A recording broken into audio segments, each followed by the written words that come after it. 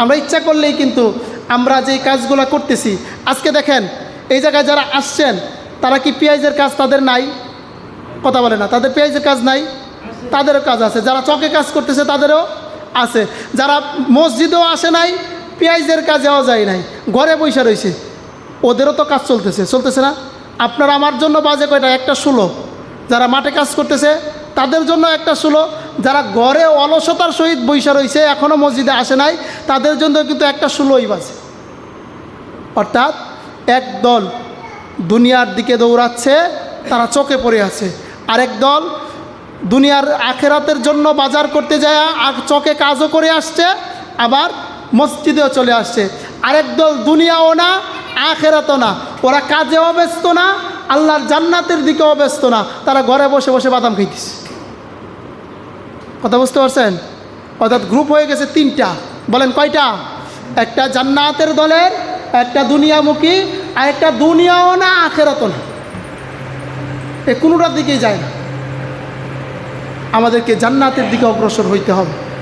যারা চকে আছেন, যারা মাঠে আছেন, যারা অন্তত পক্ষে মসজিদে আসতে পারেন নাই, জুমার নামাজটা যদি নাও পড়তে পারেন, অন্তত পক্ষে তাদের উপরে কিন্তু জোহরের নামাজটা অন্তত পক্ষে পড়ার দরকার। তাদের জোহরের নামাজও পড়বে না, পড়বে না।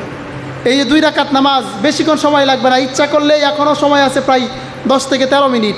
ইচ্ছা করলেই কিন্তু তারা যেই অবস্থায় আছে মসজিদে ছুটে আসতে পারে। এই 4 রাকাত 2 রাকাত অর্থাৎ 10 থেকে 12 রাকাত নামাজ সর্বমোট, এই নামাজগুলো পরে কিন্তু আধা ঘন্টার ভিতরে আবারও চকে চলে যেতে পারে, কিন্তু আসবে না। এই জন্য আসুন আমরা আমাদের জীবনটাকে পরিবর্তন করি, আমাদের জীবনটাকে জান্নাতের দিকে নিয়ে যাই।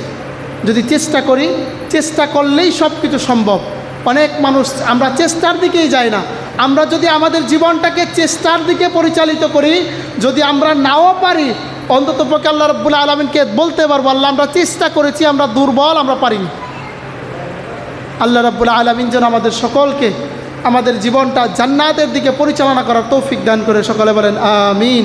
আমাদের জীবনের প্রত্যেকটা অংশ যেন আল্লাহর দ্বীনের জন্য কুরবানি করার তৌফিক দান করে, সকলে বলেন আমিন।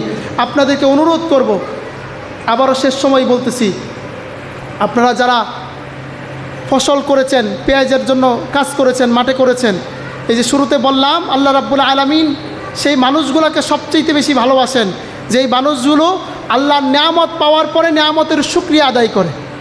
যে আল্লাহ রাব্বুল আলামিন, আবারও বলছি, যে 30 বস্তার জায়গায় 40 বস্তা দিয়েছেন, এই জায়গায় 3 থেকে 5 বস্তা আল্লাহর রাস্তায় দান করেন, মসজিদে দেন, গরিব মানুষকে দেখে দেখে আল্লাহর রাস্তায় দান করেন, গরিব মানুষের ঘরে ঘরে পৌঁছে দেন। দেখবেন 30 বস্তার জায়গায় আপনার 37 বস্তা হইতে পারতো, 35 বস্তা হইতে পারতো, 28 বস্তাও হইতে পারতো, এই জায়গায় 40 বস্তা হয়েছে, 42 বস্তা হয়েছে।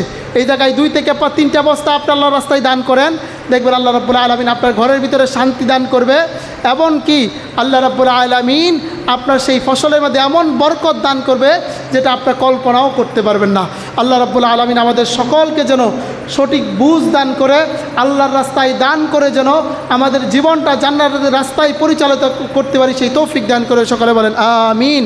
ওয়া আখিরু দাওয়ানা আলহামদুলিল্লাহি রাব্বিল আলামিন। আসসালামু আলাইকুম ওয়া রাহমাতুল্লাহি ওয়া বারাকাতুহু।